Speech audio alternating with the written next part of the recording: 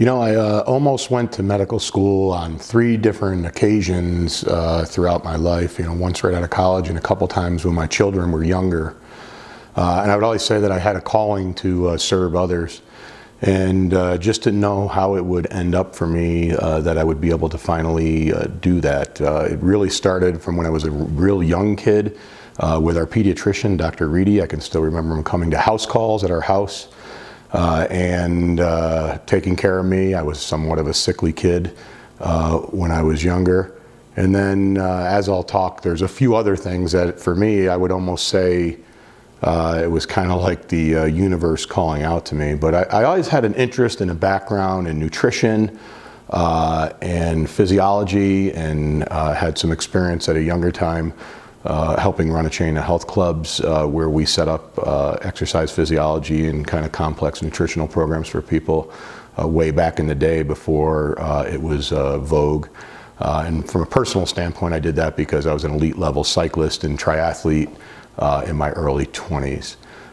Probably the second universe calling out to me thing was probably the diametrically opposed experience that I had with my grandfather, who lived to the lovely age of 95 and had his faculties right up until the end and lived what we call a great health span or lifespan or lifestyle. Was a very balanced gentleman, both physically and mentally, with the way he handled himself throughout his life.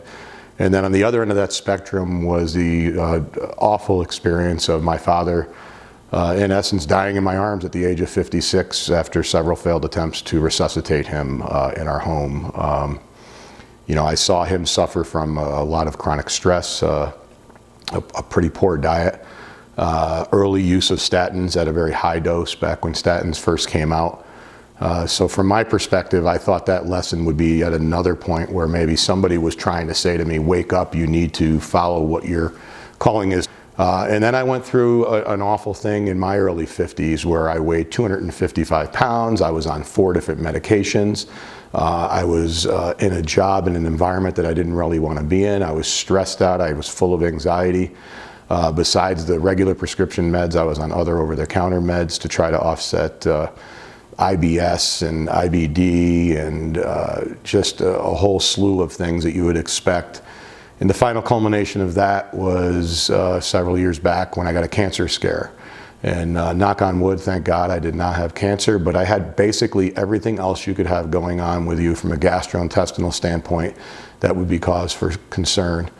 And then shortly after that time, one of my closest friends, who was in his 50s, also succumbed to basically the same things I saw my dad go through: obesity, a lot of metabolic issues, etc. So to me, that was kind of like the final straw. And at that time, I decided to make a drastic change in my lifestyle and a drastic change in my life and profession, and move over to the side where now I'm able to be the person behind the founding of No More Diet.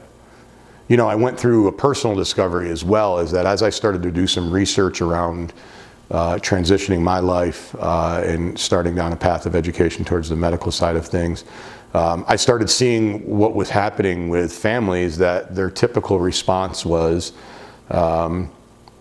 geez, a lot of diseases run in our families. And I just knew that that wasn't true from the research that I'd been conducting. I knew that wasn't true from the scientific papers I had been reading and the interesting information I was finding that was coming across my desk and across through my studies that I was conducting. And what I started seeing was that young kids are now developing non-alcoholic fatty liver disease, and young kids are now developing adult diseases like type 2 diabetes, which is supposed to be called adult onset diabetes. And then around the Olympics, when I watched a lot of the commercials for McDonald's with everyone being fit, eating fast food, and started really stepping back and becoming aware of what I was seeing put in front of people, I just realized I had to do something.